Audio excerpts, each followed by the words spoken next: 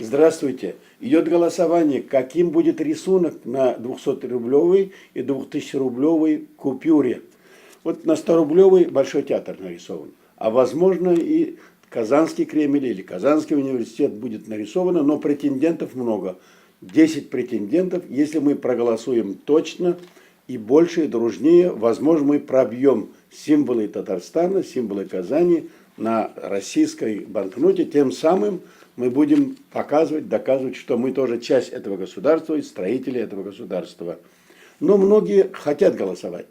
Или уже проголосовали, но не знают, дошел их голос или нет. А дойти, оказывается, не просто. Об этом расскажет нам Альфия Минулина, известная интернет-журналистка. Альфия Туфановна, вот с какой строчки, какой адрес, чтобы мы через интернет, если захотим голосовать?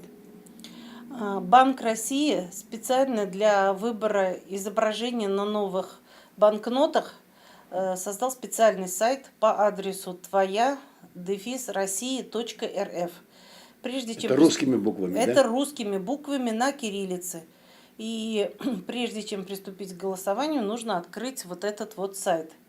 После того, как мы набрали адрес и сайт открылся, мы видим на синем поле, на синей полосе надпись «Финальное голосование за символы для новых банкнот Банка России в 200 и в 2000 рублей».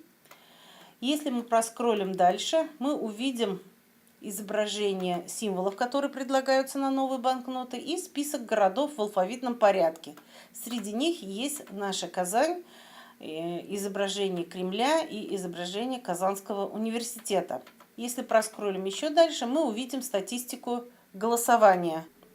Для того, чтобы проголосовать, нам нужно сделать следующие действия. Во-первых, кроме Казани, мы должны выбрать еще один город. Это условие голосования.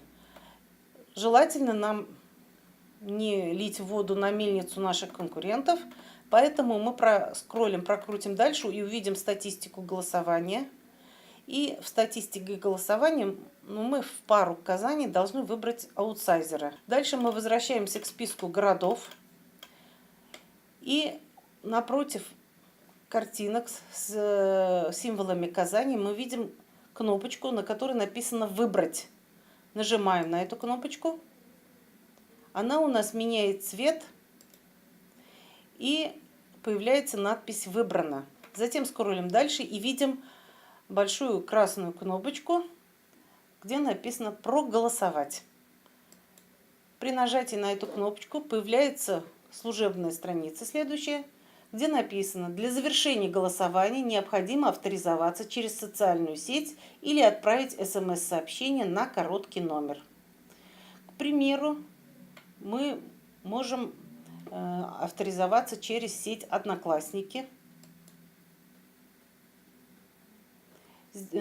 Входим в нашу социальную сеть и там отмечаем, там предлагается нам вопрос, хотим ли мы продолжить голосование. Да, мы отвечаем «Ок». И после этого браузер нас возвращает на сайт твоя-россия.рф, где написано уже «Голосование пройдено». То есть, таким образом, наш голос учтен. Можно ли последний шаг сделать через смс мобильника? Да, можно сделать через смс. Я уже говорила, что через короткий номер. Это тоже написано на сайте. Через короткий номер 2420 нужно отправить код.